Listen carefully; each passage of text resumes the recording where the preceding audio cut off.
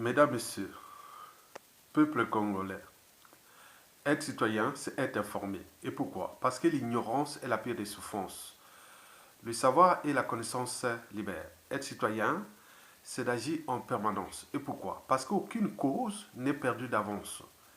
Et surtout quand elle est digne, juste, noble, légitime et voire civilisationnelle.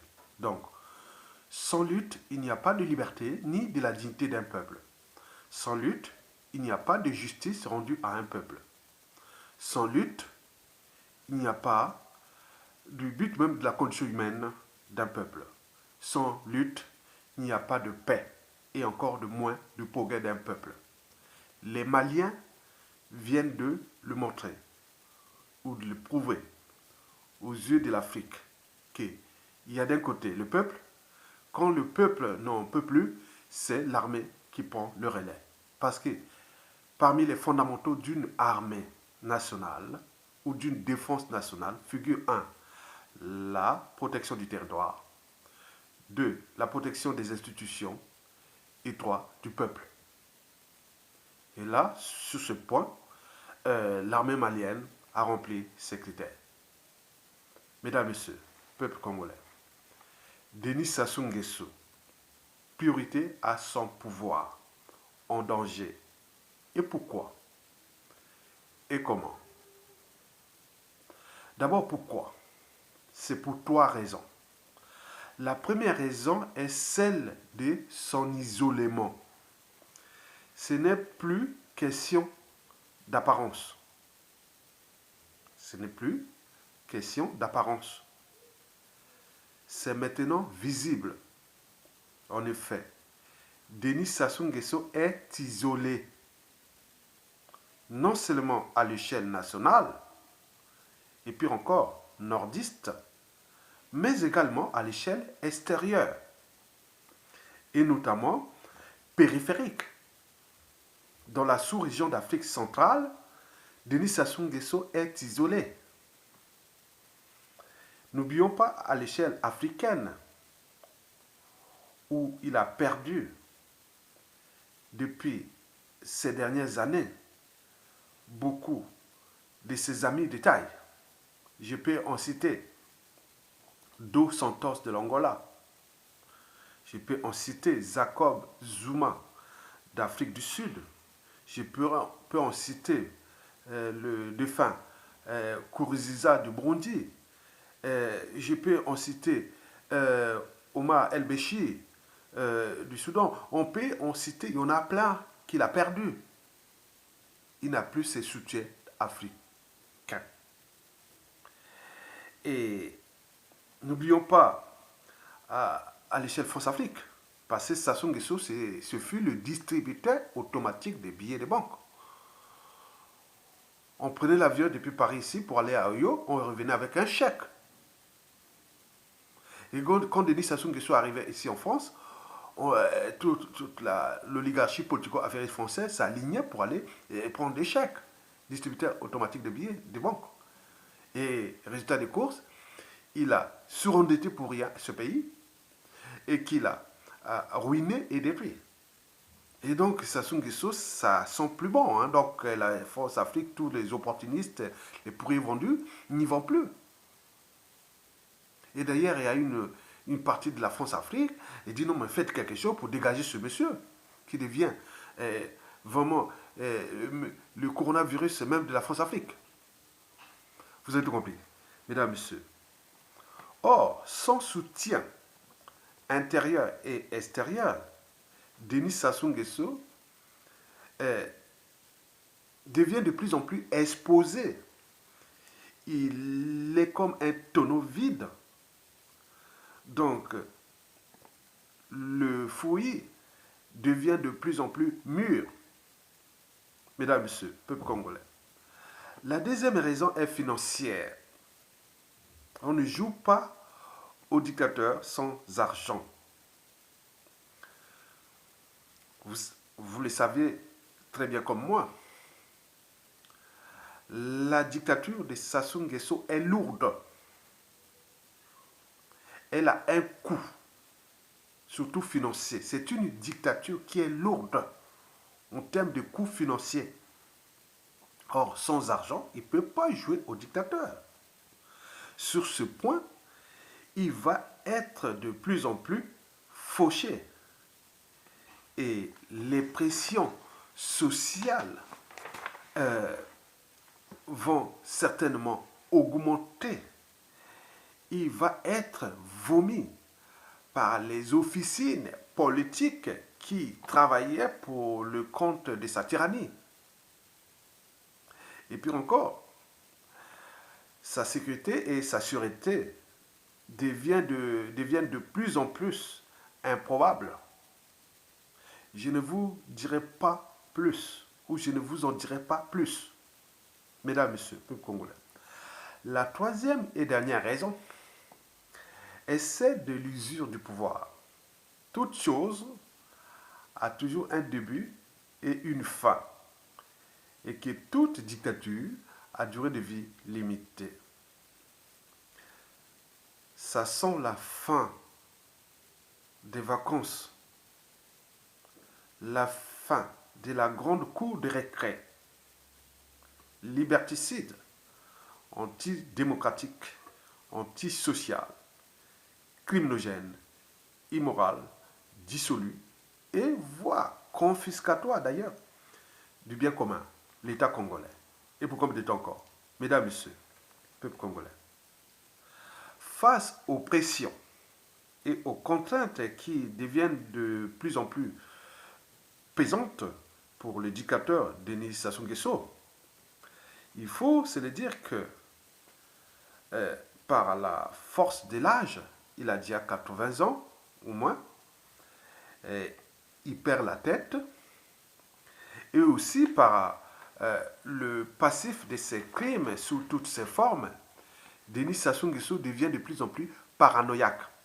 En apparence serein, imperturbable, mais en secret, il ne sait plus distinguer le vrai du faux. Il perd la tête, il ne sait plus distinguer le vrai du faux. Il devient de plus en plus paranoïaque. Il voit les dangers partout. Il n'a plus confiance à personne. Il est en méfiance permanente envers ses sous-fifs, ses serviteurs, ses collaborateurs, ses accompagnateurs. Il ne fait plus confiance qu'à ces sociétés de mercenaires qui le protègent. Et pour combien de temps encore? Ce sont des pressions psychologiques difficiles à supporter pour quelqu'un de normal. Heureusement pour lui, il est de plus en plus médicalisé. Denis Sassou Nguesso est de plus en plus médicalisé. Et de plus en plus aussi isolé de la réalité ou de la souffrance du peuple congolais. Ce qui va le coûter à tout instant très cher. En attendant, le dictateur et le tiers de son clan tyrannique au pouvoir s'organisent. Et pourquoi les tiers de son clan qui s'organisent? C'est parce que ce clan est divisé entre ceux qui pensent que il faut tourner la page de Denis Sassou Nguesso. Il y a ceux qui souhaitent que Sassou est l'unique protecteur, le pacha, donc il faut aller jusqu'au bout, sinon si on le perd, on est foutu. Donc il y a plein de courants comme ça au sein de la famille. Vous avez tout compris. Mais d'après les sources, la dynamique, c'est Denis Sassou Nguesso, le protecteur reste là. Donc, par conséquent, personne ne doit venir faire de l'ombre à Denis Sassou Nguesso. Donc, arrêtez la guerre des successions. Donc, on s'aligne tous derrière Sassou Nguesso. C'est ce qui se passe dans le clan. Donc, tous, dans le somme, tous pour un suicide collectif clanique. Ne jouez plus à la division. La division, c'est après. Pour l'instant, mot d'ordre, tous derrière Denis Sassou Nguesso. Quelle que soit la casse, quelle que soit la fin qui s'approche, donc on va ensemble, tous unis. Donc c'est le mot d'ordre qui a été donné. Donc les histoires des Kiki, des Coco, des Kaka, des JDO et de tout ce monde-là, c'est pour eux, c'est du passé. Donc tous derrière Sassou Nguesso. Parce qu'aujourd'hui, c'est lui l'Engando. Donc, si on le perd, on est fouchu. Donc, vous avez tout compris. Il s'agit bien sûr d'un suicide clanique. On appelle ça des suicides claniques. Parce que de toute façon, ils n'ont plus de choix. Parce qu'on leur a envoyé des lettres de rappel, des vidéos de rappel, trouver la base de consensus, trouver plein de choses pour trouver des circonstances atténuantes pour que à la fin vous soyez, qu'ils soient traités dignement, sans mort d'homme ni chasse à l'homme, mais ils continuent dans leur monde, donc qui va certainement aboutir à la chasse à l'homme ou même à mort d'homme. Hein. On ne sait jamais, parce que là, c'est le peuple. On ne sait pas qui est derrière le peuple. Vous avez tout compris. Mesdames, Messieurs, peuple congolais. Priorité à son pouvoir en danger. Et comment? D'abord, Sassou Nguesso joue à l'effet congolais. Le Covid-19 est à la fois la chance et la malchance pour l'éducateur. Et comment? Commençons d'abord par la malchance. La malchance, c'est que, bon, vous connaissez le modèle économique de Denis Sassou Nguesso, quelqu'un qui n'a pas su gérer l'abondance. Comment pourra-t-il gérer la pénurie? Quelqu'un qui ne respecte pas les fondamentaux des règles économiques, financières et du business. Quelqu'un qui ne cesse de jouer à la malgouvernance. Distributeur automatique de billets de banque. On appelle les nyongologues, celui qui a surendetté lourdement ce pays-là pour rien. Et donc, lui, son modèle économique, c'est que 80% du pétrole. Or, avec le fait congolais, Covid-19, et là, il n'y a plus d'argent. Donc, Sassou a perdu quand même près de 80%, autour de 80% de ses recettes financières. Ce n'était pas du peuple, hein, c'est pour lui. Puisque le pétrole, là, depuis que Sassou et Sassou Nguesso, c'est que pour lui. Et c'est donneur d'or Force Afrique. Donc, les Congolais n'ont jamais bénéficié de ce pétrole. Et là, depuis le fait congolais, il faut se dire que donc Sassou Nguesso n'a plus de finances. Donc il a essayé un peu d'aller rouler dans la farine les FMI, mais là, ah non, hein, ça reste. Si on veut aller gaspiller l'argent, donner l'argent à Sassou Nguesso pour toquer tout un peuple, tout un pays, bon, on peut donner l'argent, mais il ne va jamais les rembourser. Parce qu'il faut voir déjà son modèle économique, il faut voir tous les indicateurs macroéconomiques sont au rouge. Donc comment il va? Quelqu'un qui pense qu'à la survie de sa tyrannie. Sa priorité, c'est sa survie. Il faut que je sois en vie. Il faut que je reste là à la tête. Il prend l'argent là pour lui. Il n'y a pas d'autre chose à faire. Priorité, c'est sa survie. Sauver sa peau. Donc, moins de finances pour l'entretien de ces moyens de pression contre le peuple congolais. On le voit déjà. Il va être de plus en plus exposé. Et il n'aura de moins en moins les moyens de pression contre le peuple congolais. Parce que pour comprendre la nature d'un pouvoir ou d'une tyrannie, il faut connaître ces moyens de pression. Nous les connaissons déjà. Et donc là, il va avoir de moins en moins de moyens pour s'attaquer au peuple congolais et autres. Donc, vous avez tout compris. Parce que toute cette logistique, il faut l'entretien, il faut beaucoup de choses, ça tombe en panne. Hein. Et ça fait plein de trucs, il faut du matériel, il faut du personnel, il faut tout, il faut les payer. Il faut les mercenaires et tout ça. Bon, il reste quand même un peu d'argent qu'ils ont mis là-bas pour la délinquance financière, qu'ils ont des coûts là-bas, les sociétés des mercenaires qu'ils payent pour le maintenir. Bon, juste à combien de temps il va tenir ça. C'est pourquoi il est en train de chercher l'argent par-ci par-là. C'est pas pour ce pays. Donc tous les investisseurs ou les partenaires financiers ou tout ça, si on donne l'argent, on donne pour ça, c'est pas pour ce peuple. C'est maintenir un monsieur pour pouvoir tuer sa propre population, ruiner ce pays. Et comme la plupart des dictateurs, quand ils quittent le pouvoir, leurs États leurs pays sont ruinés complètement. Le cas du Congo, déjà, il est déjà en ruine. Mesdames, Messieurs, Donc, moins de finances, c'est aussi moins de moyens pour la conservation de sa tyrannie. Par exemple, l'achat des consciences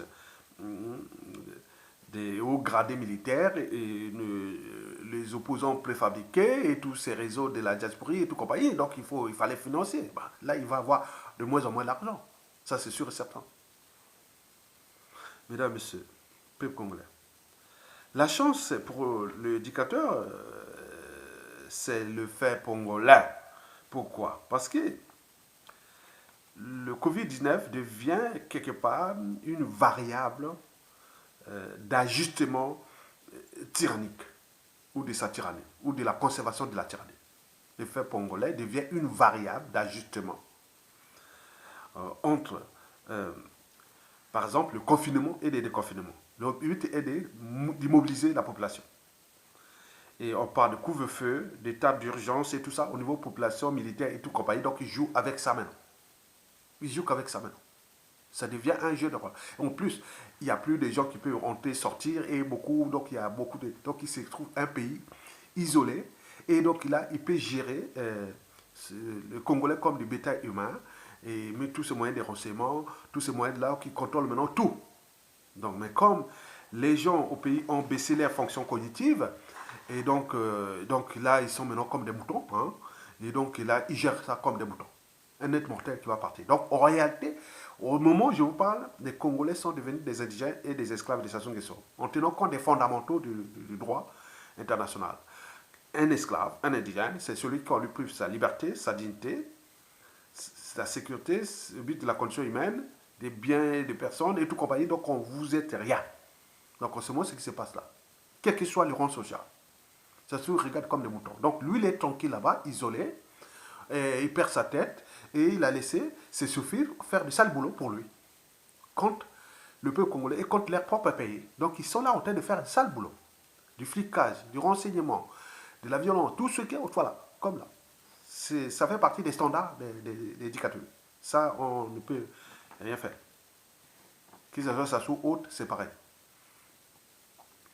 Mesdames et messieurs, peuple congolais. Donc, le fait congolais a pour objectif ou pour avantage pour Sassou, c'est-à-dire le peuple aux arrêts, et il peut jouer avec ce peuple-là comme on jouait dans un jeu de dames ou de chèques ou des choses comme ça. Donc il joue vraiment, ça devient vraiment du pain béni pour lui avec ce Covid-19. D'autant plus que les Congolais, comme je vous dis, ont baissé leurs fonctions cognitives, que ce soit intellectuel, cadre civil, politique et militaire. Donc ils jouent avec ça. Ils jouent aux émotions. Et comme les gens sont les barrières mentales sont telles que, bon, ben, ils sont un peu tétanisés, ils sont là. Bon. Vous avez tout compris. Mesdames, Messieurs, peuple congolais. Donc, les casernes sont confinées, les militaires et autres. Quoique, vous savez, hein, il a suffi au Mali, hein, au Mali, un petit groupe d'officiers intelligents, patriotes, courageux et autres. On voit, il n'y a pas, il suffit d'une grande armée, non. C'est un petit groupement voilà, des militaires des casernes de Kati. Hein. Il n'y a pas beaucoup, hein. Il n'y a eu pas beaucoup. Hein. Donc on croyait qu'il devait être une. Non, c'est là. C'est là. Être officier, c'est avoir au moins un cerveau aussi. Donc vous voyez comment ces jeunes-là, c'est un petit groupe de jeunes. Ils sont nés pendant le coup d'État de contre Marin Ngouabi, là. Les Sassou Nguesso contre Marin Ngouabi, l'assassinat de Marin Ngouabi en 77. La plupart sont nés à partir de là jusqu'à les années 80. C'est des petits officiers. Hein. Ils se sont organisés, ils sont fait. Regarde, ils sont célèbres. Donc ils ont vu que le peuple voilà, ils sont arrivés à bout de souffle. Donc l'armée doit prendre ses responsabilités. Donc ils ont dit, ah tiens, qu'est-ce qu'on fait? On en fait. L'Ibeka. Vous sont allés les chercher. Et d'ailleurs, d'après les réseaux que j'ai eu aussi, il y a eu un officier malien, l'a dit, si c'était au Congo, ce serait facile. Descendre Sassou Nguesso comme Ibeka, c'est plus facile que. Ce fut plus facile. C'est plus facile de descendre Sassou Nguesso que Ibeka. Ce qu'ils ont fait. Sans mort d'homme ni quoi que ce soit. Non. Voilà. Un officier malien a dit que c'est plus facile de descendre Sassou Nguesso que Ibeka. Parce que l'armée congolaise est affaiblie. Elle est plus faible que l'armée malienne. Donc, les Congolais, les militaires eux-mêmes sont détruits. Donc, au plus, là-bas, ils ont dit que là-bas, les gens ne réfléchissent plus au Congo. Mais nous, au Mali, on réfléchit. Les armées ailleurs réfléchissent. Vous avez tout compris.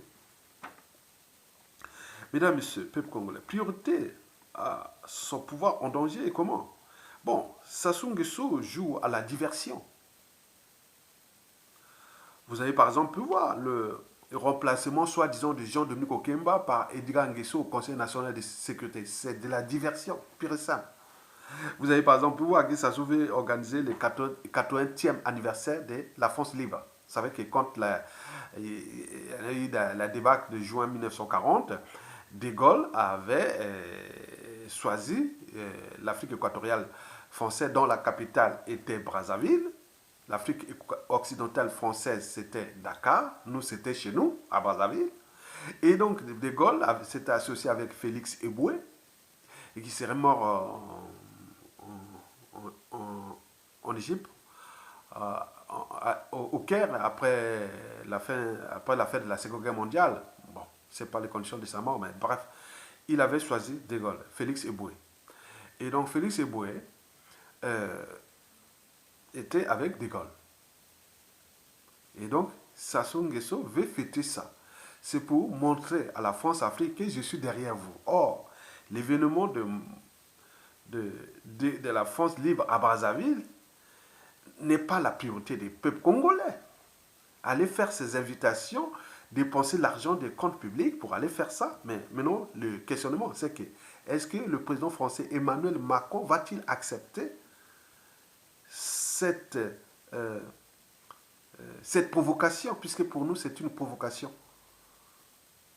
C'est-à-dire, les capitales de la France libre, ça on le sait, qu'est-ce que ça nous a donné par la suite? Sinon que la France-Afrique qui, depuis presque 60 ans, a bloqué toutes les générations congolaises en nous plaçant le neurotropical Denis Sassou Nguesso et qui a laissé derrière lui que des cadavres. Intellectuels, cadres civils, politiques, militaires et tous les autres. Donc vous voyez que c'est... La France ne doit pas accepter, ou Macron ne doit pas accepter cet événement. Non. C'est un non-événement pour le peuple congolais. S'ils veulent faire ça, c'est pour façon de... C'est une provocation. L'opinion nationale congolaise, c'est une provocation. D'autant plus qu'on est en train de déboulonner les statuts des colonisateurs, maîtres esclavagistes partout dans le monde. Hein, la communauté noire est en train de déboulonner par-ci par-là.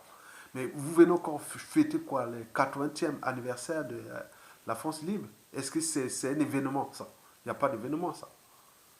Donc, vous avez tout compris. Donc, il faut que cette situation, Macron prend ses dispositions par rapport au dictateur qui est à bout de souffle. Donc, en réalité, pour faire tout simple, voici ce que Denis Sassou Nguesso emploie maintenant pour sauver soit sa peau ou conserver sa tyrannie qui est en fin de cycle et enfin négocier peut-être sa chute qui est inévitable. Bon, donc Sassou Nguesso utilise ces mots-clés-là en ce moment. Si vous les vérifiez, c'est que ça.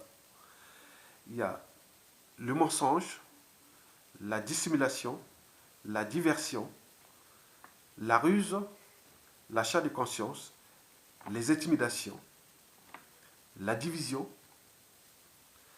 la violence, la barbarie, les homicides volontaires, c'est-à-dire tentative d'assassinat ou assassinat, souvent par empoisonnement, et à défaut, involontaire, c'est-à-dire des meurtres. Donc c'est ça qui se passe en ce moment. Pour terminer, Denis Sassou Nguesso va tomber. Et quand? De mon point de vue, par rapport aux indicateurs sociopolitiques, socio-économiques et de toute la situation générale, je pense que Sassou peut tomber à tout instant. Il va tomber à tout instant. On ne connaît pas l'heure, hein, jour et autre, parce que là, comme Ibeka, on ne savait pas qu'il allait tomber le 18 août 2020. Non. Sassou, c'est pareil. Mais comment va-t-il tomber, Sassou Nguesso? Ah, là, après avoir fait la lecture de la chute des plupart des dictateurs, et en tenant compte de la situation de notre pays, sociopolitique, militaires et tout compagnie. Donc je pense que c'est du tiers-tiers. Dans un tiers de cas, Denis Sassou Nguesso va chuter comme Ibeka par un coup d'état militaire salutaire. Parce que de toute façon, les militaires n'auront plus d'argent. Tout le monde sera dans la merde. Là, c'est le robinet en train de tout fermer. Il arrivera à un moment donné, oui, ça va. Et cette armée qui est désarmée n'a pas besoin des armes lourdes. Il suffit d'avoir un truc, c'est le problème de structuration. Donc on peut arriver comme ce qui s'est passé au Mali. Ça, c'est le tiers des cas. Le tiers des cas, ça peut être aussi comme a chuté Diam Dada ou Bokassa. Donc un voyage à l'étranger, il va faire un petit voyage peut-être quelque part, ça ne va plus rentrer. Le peuple est haut dans la rue et l'armée protège et c'est parti. Ça, c'est le tiers des cas. Le tiers des cas qui reste, bon, il va arriver peut-être un coup d'état de palais, comme ce fut le cas de Robert Mugabe au Zimbabwe, où on se réveille le matin comme ça, un coup d'état de palais. Mais là, ça dépend qui va organiser ce coup d'état de palais, pour quel compte. Si ça va vers la transition, il remet ça au peuple, alors là, le clan est sauvé par la suite. Hein. S'il fait le coup d'état à Sassou Nguesso, de palais, il prend le pouvoir, allez, on laisse à quelqu'un de crédit pour diriger la transition politique consensuelle ensemble, il y aura des circonstances atténuantes. Et là, la responsabilité n'est plus par association, ni clanique et autres. Ce sera la responsabilité politique, administrative, pénale et tout compagnie, c'est individuel. Donc, quelqu'un qui va passer, voilà. Donc, c'est sûr comme ça. Donc, ça est de penser que de toute façon, et dans tous les cas, ils n'ont plus de choix qui est d'aller vers le peuple parce qu'il est éternel, il a le dernier mot et le dernier jugement. Et j'en appelle aussi aux Congolais, arrêtez de jouer aux amalgames nord, sud, est, ouest, ou des tribus ou autres. Non, arrêtez ça. La situation congolaise est France-Afrique. Regardez ce qui se passe au Congo-Brazzaville. Et pareil, comme ce qui se passe au Mali, au Côte d'Ivoire, au Guinée, Conakry, au Togo, ce qui se passe au Tchad, au Cameroun, au Gabon, partout en Afrique centrale, Afrique francophone, elle est dans la merde. Donc on est à l'apogée, on est à la fin des cycles de notre France-Afrique. C'est d'éducateurs. Cette France-Afrique-là qui fut liberticide, antidémocratique, antisociale et criminogène. Et donc nous voulons la transcender vers une France-Afrique des peuples. Mais elle ne va pas tempérer comme ça aux injonctions des peuples d'Afrique francophone tenant à passer du modèle France-Afrique d'éducateurs à la France-Afrique des peuples. Mais là, c'est nous-mêmes qui devons imposer, comme ce qui se passe au Mali. Donc la France sera obligée de se couvrir derrière le Malien, parce qu'ils vont dicter leur tempo. Et donc ça va se passer au Côte d'Ivoire, ça va se passer au Guinée, ça va se passer à tout instant au Congo-Brazzaville, au Gabon, au Cameroun et autres. Donc la France va certainement s'aligner, c'est un processus. Donc arrêtez de vous positionner qu'à l'échelle endogène. Non, la situation est aussi à l'échelle exogène. Et cessez de s'attaquer à nos voisins. Parce que pour construire havre de paix, il faut être en paix avec ses voisins. Donc nous avions besoin de l'Angola, nous avons besoin de la République démocratique du Congo, nous avons besoin du Gabon, nous avons besoin du Cameroun, nous avons besoin du Tchad, de la Centrafrique et autres. Donc nous devons créer des dynamiques de transformation ensemble. Et nous pensons pas que nous n'oublions pas à l'échelle africaine où nous avons l'union d'éducateurs qui sont majoritairement France-Afrique et qui sont en train de tomber les unes des autres comme des quilles dans un bling. Et donc ils vont chuter. Et donc la dynamique va être anglophone qui va dicter l'arrêt. Parce que quand l'Afrique francophone aura moins d'éducateurs, c'est l'esprit des mentalités anglophones qui vont dicter les tempos de la transformation de l'Afrique. Et nous allons dans cette dynamique-là. Donc la France sera condamnée à s'aligner avec ses ex-colonies, mais dans un cadre nouveau. Et donc c'est à elle de prendre les devants. Sinon, qui ne risque rien à rien, bien sûr que pour nous, il faut prendre les devants. On va les prendre, ils sont en train de les prendre, puisque nous étions dans la situation France-Afrique. Et donc ceux qui viennent créer des amalgames, nord, sud, est, ouest, des tribus hautes, vous perdez votre temps. La situation est nationale. Nous, peuple congolais, au niveau civil, politique et militaire, on n'a pas pris nos responsabilités depuis 2015 à nos jours. Ça, c'est sûr et certain. Vous voyez, d'autres peuples l'ont fait. En 2011, Égypte, Tunisie, 2014, Burkina Faso. On a vu en 2019 l'Algérie, le Soudan.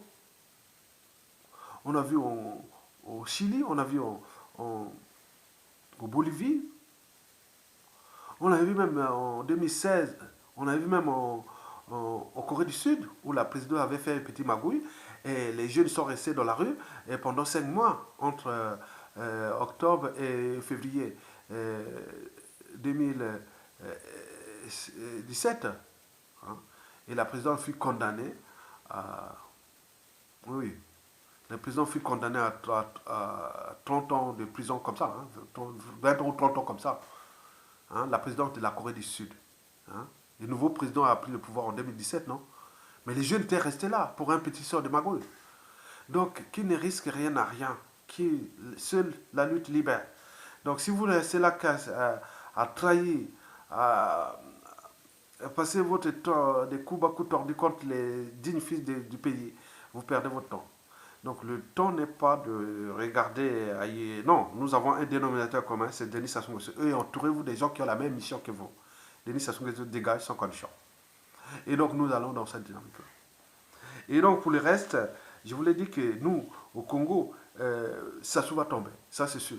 Mais la manière elle va tomber, c'est ce que je vous ai dit, soit comme Ibeka ou comme Idi Dada, des coups d'état de palais ou qu'il a à l'étranger, il va faire ceci, ou que, comme Alain Robert Mugabe, coup d'état de palais, ou je dirais même quelque chose d'insurrection entre le peuple et le. Donc ça peut arriver comme ce qui s'est passé au, au Soudan et au Burkina Faso.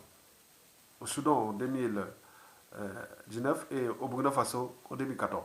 Donc la balle est de notre côté. Ne restez pas le non. C'est nous qui devons agiter nos neurones. Il faut que les gens, les civils, les militaires travaillent leurs neurones. Il n'y a pas besoin des hommes politiques. Toutes ces révolutions-là, ils sont faites. Il n'y a pas eu d'hommes politiques là. Il n'y a eu que les civils et les militaires. La société civile et les militaires. Qui sont des patriotes. On a donc à laisser les hommes politiques. Ils n'ont rien. De toute façon, à l'échelle de notre pays, les hommes politiques là n'ont pas de projet. Le projet d'abord de dégager Sassou Nguesso. Et ils pensent autre chose d'abord. Ils sont dans la continuité de l'État. Ils pensent que, bon, ben, il y a la temps, Sassou, va. Non, ce pays-là est fouchu. Donc, il faut une transition politique consensuelle et pacifique, lent, pour qu'on répare d'abord l'âme du Congolais qui a été détruite pendant ces années-là. Repenser qu'est-ce où a caché le magot, l'argent et tout ça ensemble pour ronfler les caisses de l'État, négocier les contrats et faire plein de trucs ensemble. Les institutions nouvelles. Hein, voir les trucs de la France-Afrique et voir plein de trucs, il faut vraiment qu'on soit dans une communion.